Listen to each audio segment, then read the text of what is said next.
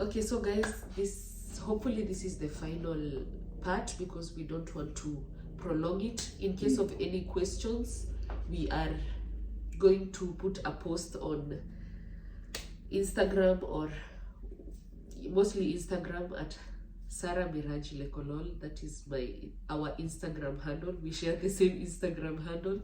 So yeah, that is where you're going to be putting in your questions if you have any questions, and even in the comment section if you want to ask any question. Sure, I mean, this is, I guess, our story, like we're telling it as we live through it. Yeah. Obviously, this doesn't cover, I mean, how it was for anybody else. Exactly. So, obviously, there's a lot of other things concerning PCOS, or maybe some aspects that we haven't talked about. Yeah. And yeah, if you want to know more, then we are open to questions.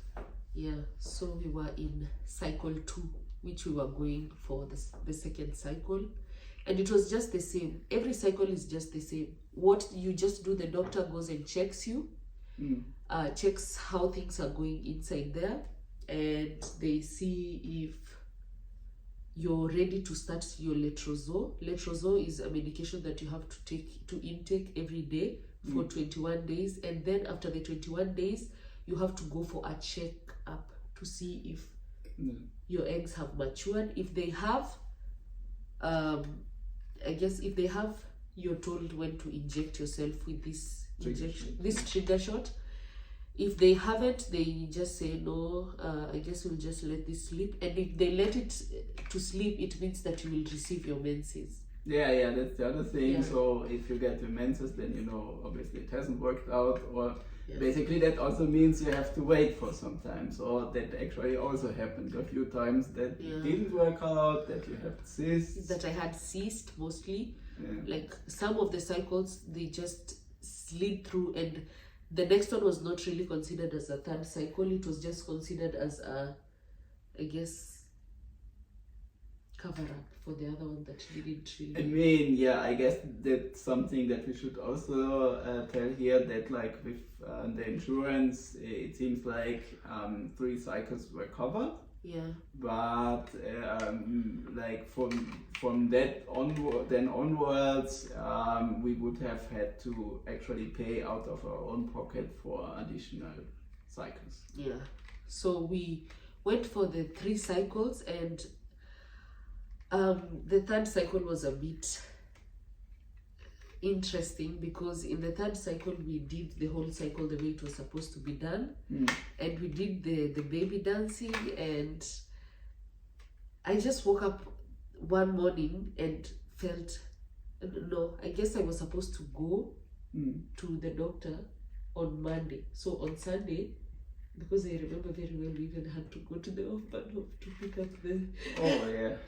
So on Monday, I was supposed... That is 2 weeks later after the letrozole, after the doctor telling me, yeah, do the baby dance and stuff. We had done everything recommended. So 2 weeks later, I just woke up on Sunday and I felt like I needed to test. So I woke him up. I only had one test at home, right? So I only had one test and I tested. I think I had 2 tests. Sorry, I had 2 tests. So I tested the first one, and can you believe me that the test was positive? The first one, the second one. So I was still in a lot of disbelief because, to be honest with you, there's always an instinct inside you that tells you whether this thing is right or wrong. That is how I believed that this thing was. I'm not 100% sure. So I tested the first one and I tested the second one, and there was 2 lines in both of them. So I took it to him, and he was also like... Yeah, well, I mean, you showed me, and I remembered that like I had to look very closely. Yeah. But I mean, there was a line. It was faint. There was a line. There was a line. Yeah. And then I also read again in the packaging that basically, even if the line is faint, it usually means pregnancy. And like the other way, if there is no line, it could be that you're still pregnant, but usually if there is a line, as faint as it is, it usually means pregnancy. Yeah. So I was just so excited, and you couldn't believe. And it's just that we were a bit unsure, both of us. We had to go again to a certain train station place. Yeah, because I guess it was on a Sunday, and Yeah. then usually most like shops are closed in Closed. Germany, so only in a very few places on Sunday you can shop for things, and yeah, at the train station usually there's shops open. So we picked another pregnancy test. And I tested it in the toilet. We had to borrow like a coffee Mark, cup yes. from a coffee shop there, and I tested it again. It was positive.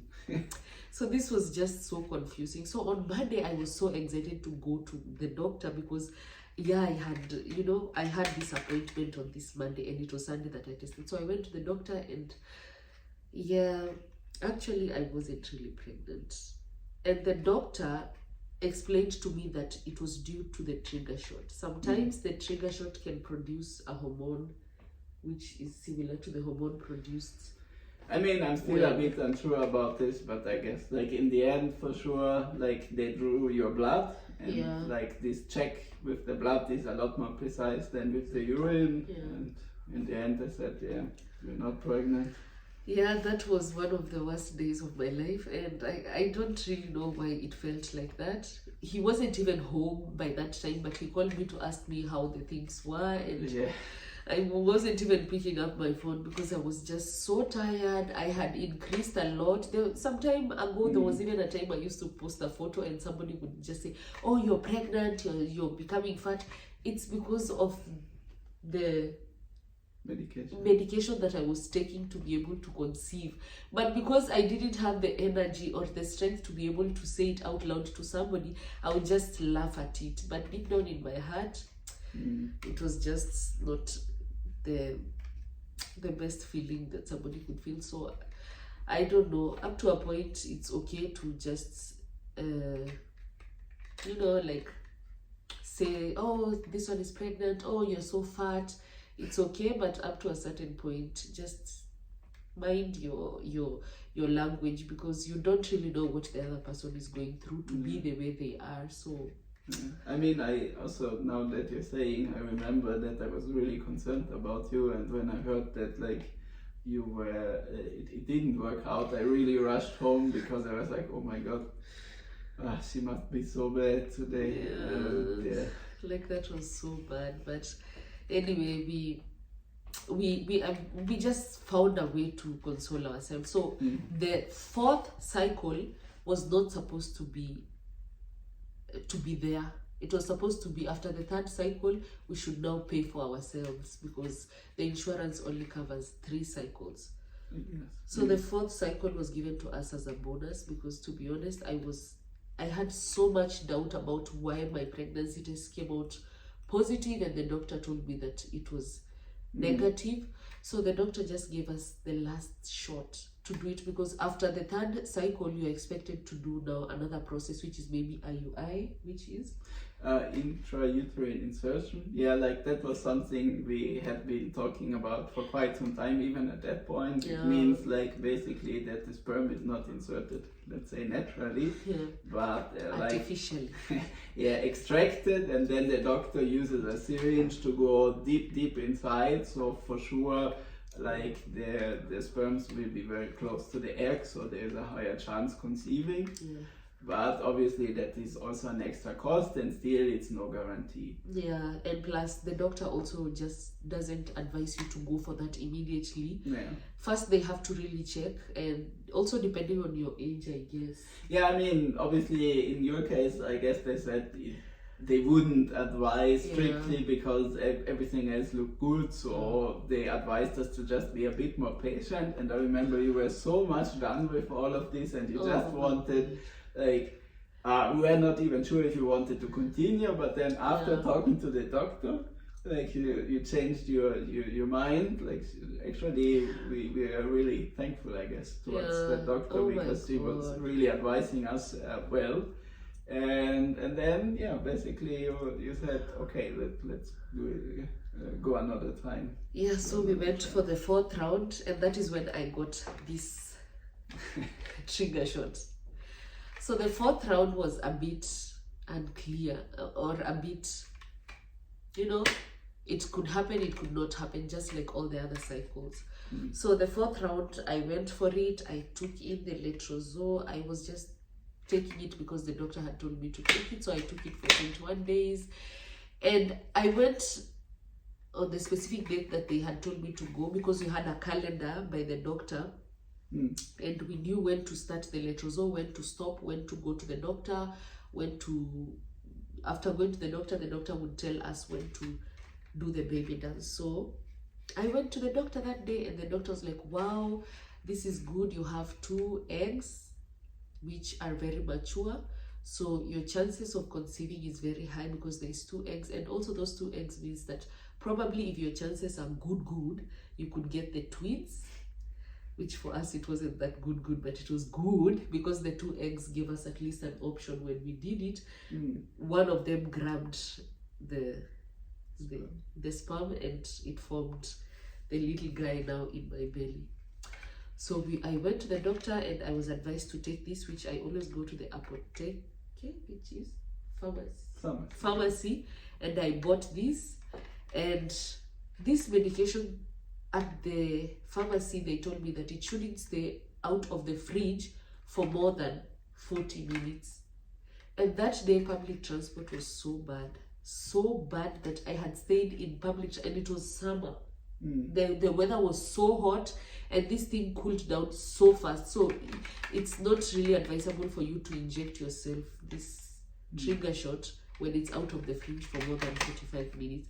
So I was so concerned that day. I was just feeling like, no, it took me like 1 hour 30 minutes to get home. So this thing, it's like it had expired for me, because I was a bit scared of injecting it to myself, and it had stayed for that long outside of the fridge. Yeah, but actually in that case, like as we have discussed, I guess, it is not always necessary to do this, because sometimes actually the body then produces enough of the hormones to like lead to ovulation. And actually when you visited the doctor, I guess she told you it looks good, so maybe instead of doing the shot, I should just take an ovulation test and see if like it turns out positive, which means that you're actually ovulating on your own without a shot. So I actually did use this. So I went for the ovulation test, and it came out positive, the ovulation test. So it's a smiley. Like if it's not positive, it doesn't smile at all, and if it's positive, it smiles. I hope that I can get like a picture and insert here of the ovulation test. So I got the ovulation test, which was smiley, and we did the baby dance, and it resulted to this little guy in my belly right now. So basically I would say our journey was not really the hardest, or not really the easiest, though there was times that I was giving up in between. But after the 4 cycles, which were basically not really 4 cycles, because I had like 2 to 3 cycles which were failed cycles, which means I had cysts. So there was no way I could continue with that cycle. So I don't know. It's very important for us, for us women, and even for men, to visit gynaes and to just go for a general checkup, because I know that infertility is a very like big what can I say? Well, I mean, it's not really, let's say, taboo, but it's not something that you're easily talking about, and maybe a lot of people like I remember initially also got this feedback of some of you, of some people that like why are you even doing this? Can this even be real? And actually it's a good thing to not like wait too long on this, but actually get checked and see that like also your partner is in this, because in the end it's about the 2 of you. You want to have the kids, and just don't sit it out if you want to get there, and don't like what I wanted to say is that like it's also important to like be together in this. Like this is something that can concern either of us, I mean, in our case, it was the PCOS, but you never know. Yeah, exactly. And it is just important that, like, it's not about blaming anybody. Blame games, they really don't help you in this case, because if he would have been blaming me or I don't know, just putting things on me, then I don't think we would have reached where we would have reached, because it took us quite a lot of like breakdowns, fights, arguments sometimes. I mean, obviously it's not easy either way. Like there's just a lot of stress and a lot of struggle in there, so... and a lot of expectation even from the other person. Like that was one thing. There was even a point I thought that we are not going to make it through this marriage, because now we are just like drowning ourselves into this baby stuff and things are not working out for us, and I am the impatient one, he's the very patient one, and no, it's I don't know. You just have to have a very supportive partner. It doesn't matter even if it's the guy with the problem, even if it's you, but I think teamwork makes it work. This is due to teamwork, and that is why we are here, and I'm actually very grateful to him that he supported me throughout this journey. He was never at one point did he ever like even insult me or even make me feel like I'm the problem or I'm the cause. And the other thing is also that he knew that I had the problem even before we were husband and wife. So that was also another thing that I felt like, yeah, he was a good partner, that I guess he was a God-sent partner to me, because he knew, but I guess we both also did take that condition that serious. So that's why we just went ahead with marrying each other, even knowing that there was that condition. But all in all, I think this journey, we have held each other's hands, and this is where, when you're vowing in church and putting these rings and saying for better for worse, this is part of the package of for better for worse. There is more for better for worse: sickness and in health, better for worse, richness and in poorness. That package, you will have to go through it in marriage. So when those words are being said at church, take them very seriously, because a time will come, and when that time comes and you feel like you're not able to support the other person, just know that you're not doing what is right. Because in those churches, in those city halls where people get married, you say these things and they honestly come to pass for sure. So range yourself where your marriage has already gone through. I think for us has gone through in sickness and in health. We have been there for better, for worse. I'm not sure if we have been there. I'm not sure, but for us, for sure, we have been in sickness and in health, and I'm sure it's not just going to be this. There's going to be a few more, maybe not. But it's a good thing to see that we were able to stand in for each other. And I mean, I guess this is our story, and we're quite happy in the end with the outcome. Yeah, and we couldn't really just say this story before. I know a lot of you will be like, why didn't you say it in the beginning? You know, some things, sometimes it's best to just keep it to yourself and to just wait upon your results. Even with my visa, none of my friends ever knew how much I was struggling, apart from my family. Nobody else knew it. Even with my conceiving, even with a lot of things that have happened to me, I always tend to tell people afterwards, because I feel like this is a good way to show people that it is not, it is not always going to be rainbow. It's not sunshine and what. Sometimes there's rain in the middle, and the rain, you come to celebrate it afterwards. Yeah, and I guess that is also what I want to say at this point. Like, whatever your story may be, I hope you will also be happy in the end. And I guess that is our message here, that we went through quite a bit here, but stick to each other, look out for each other, be merciful on each other, and remember what you said in church or wherever. Those for sickness, for health, for rich, for poor, for whatever. They are true stories. When those priests say them, look at them in the eye and be like, oh God, is it? So anyway, guys, thank you so much. And for any further questions, maybe we are going to do a Q&A video about this journey, this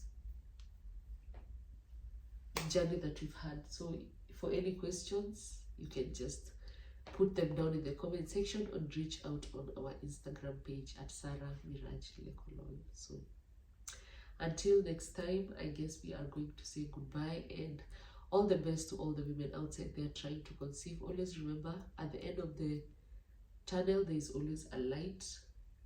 And for sure your light, or your in the tunnel that you are, there's going to be a light at the end of it. So hold on and just don't give up. Just push harder and pray and cry about it. If it breaks you so much, don't just like stay with it. Cry about it. Talk to somebody. Like for me, I had a couple of friends that knew about it, my family, my husband. So yeah, and for men, please support us. It's not our fault. This is how our journey was written up there, or wherever these journeys are usually written. So yeah, guys, so without any further ado, we would like to personally stop this video here and see you on the next one. There's not going to be part 4, and if there is, maybe it's going to be a Q&A or further discussion in that whole mini. So whatever it will be. So yeah, all the best to everybody. Yeah. And till the next time. Yeah. Bye, guys. Bye.